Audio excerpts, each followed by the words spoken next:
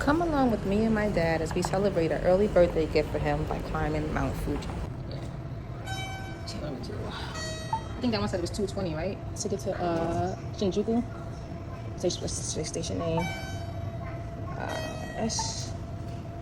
Shinjuku. What's the name of the station? Shinjuku. It says Shinjuku Line. That's the station name. Oh, yeah. It's like It was, 280. oh, it's a bunch of them. But it says 220 to this one, Shinjuku. Yeah, 220. All the passengers. Yeah, because we get off here and then the love statue is like over there. Increase. We got more change.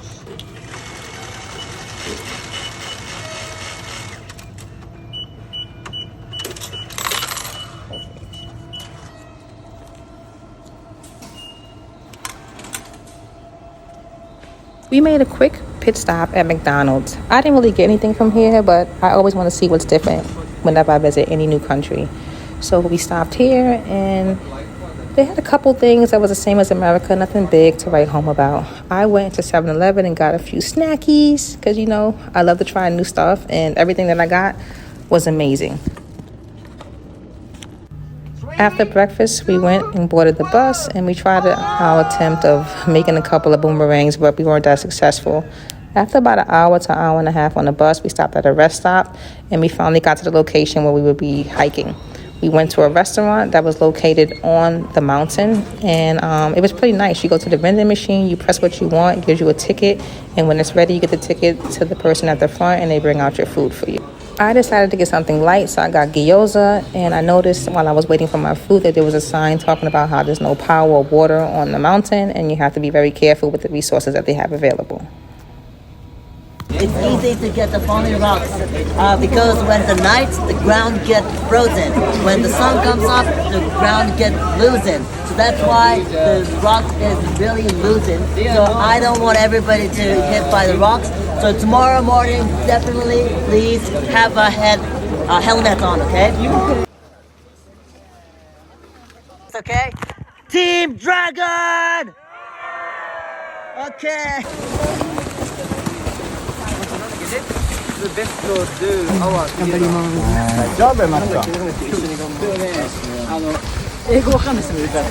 Okay, we better take a right side. Every time we think we hit the top, there's another retaining wall, as you can see. It just keeps going up further. Sorry guys, the made me lose it again. was catching up on. Get up there, I'm gonna find the song. Yeah. Look at this.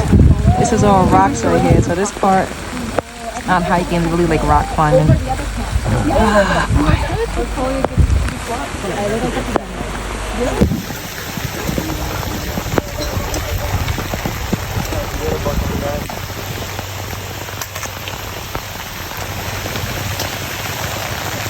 After a few hours, we stopped at one of the huts, and at each location, as you can see here, I have my stick out.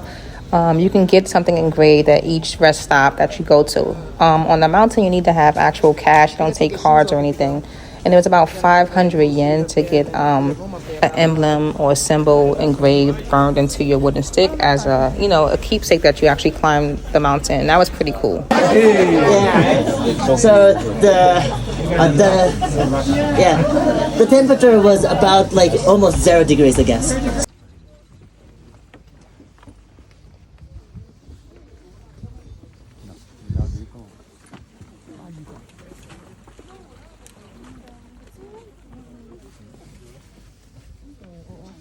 I couldn't film it while I was walking because it was so deep. You see the sun starting to slowly rise. Then have 500 more meters. The sun began to rise around like 5:15, so around like 5:30 we were actually up high enough to be able to see the sun coming up over the horizon, and it was so beautiful. High five. Yay! Yeah, you did it. After you guys reach the summit, we'll take a free time.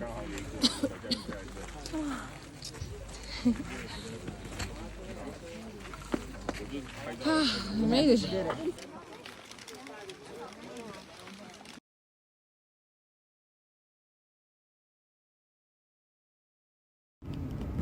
Before heading back down, we took another break to just stop and rest and to get some food in our bodies. And I got the curry again because I'm like, I love it. Some people didn't like it. That was my bag. I loved it. I got it again. Okay, everybody. Right now.